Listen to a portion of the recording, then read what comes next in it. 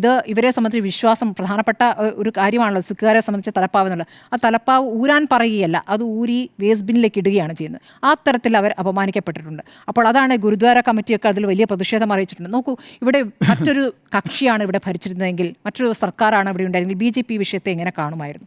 എത്ര ശക്തമായി പ്രതികരിക്കുമായിരുന്നു? ഇന്ത്യക്കാർ ഈ രൂപത്തിൽ മടങ്ങി വന്നിട്ടും അതിൽ ഒരു പ്രതികരണവും നടത്തിയിട്ടില്ല എന്നുള്ളത് ഇവിടെ പ്രതിപക്ഷം ആവർത്തിച്ച് ചോദിക്കുമ്പോൾ അതിൽ മറുപടി പറഞ്ഞിട്ടില്ല എന്നുള്ളതും ഒരു കാര്യമാണ്. ഇനി എന്താണ് മോദിക്കുണ്ടായിരിക്കുന്ന നേട്ടം എന്നുള്ളത് അദാനിയുമായി ബന്ധപ്പെട്ട വിഷയത്തിൽ ആ ചോദ്യമാണല്ലോ അവിടെ നിന്ന് മാധ്യമങ്ങളുടെ മുന്നിൽ ഭാഗത്തുനിന്ന് വന്നത്. അപ്പോൾ അദാനിയുടെ കാര്യത്തിൽ ഒരു ഇളവ് കൊടുത്ത് അദാനി ഗ്രൂപ്പിൻ്റെ സോളാർ പദ്ധതികൾക്കൊപ്പം നിൽക്കാൻ ഉദ്യോഗസ്ഥർക്ക് കോഴ നൽകി എന്നുള്ളതായിരുന്നല്ലോ ആ കേസ്. ആ കേസിൽ ചട്ടം ലംഘിച്ചു എന്ന ആ കേസിൽ ട്രംപ് 3 മാസത്തേക്ക് അത് നിർത്തിവെച്ചിട്ടുണ്ട്. അതാണ് മോദിക്കുണ്ടായിരിക്കുന്ന ഏറ്റവും പ്രധാനപ്പെട്ട നേട്ടം. അതാണ് ഉണ്ടായിരിക്കുന്ന നേട്ടം. അപ്പോൾ ഇവിടെ പ്രതിപക്ഷം ഉയർത്തുന്ന ചോദ്യം, ജനങ്ങൾക്ക് അപമാനമുണ്ടായ വിഷയം, ഇതിലൊന്നും തന്നെ ആത്മാഭിമാനം ഉയർത്തിപ്പിടിക്കുന്ന ഒരു പ്രതികരണം സർക്കാരിൽ നിന്നുണ്ടായിട്ടില്ല.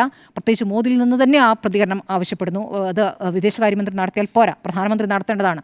ആ മൗനം വെടിഞ്ഞിട്ടില്ല ഈ ഘട്ടത്തിൽ.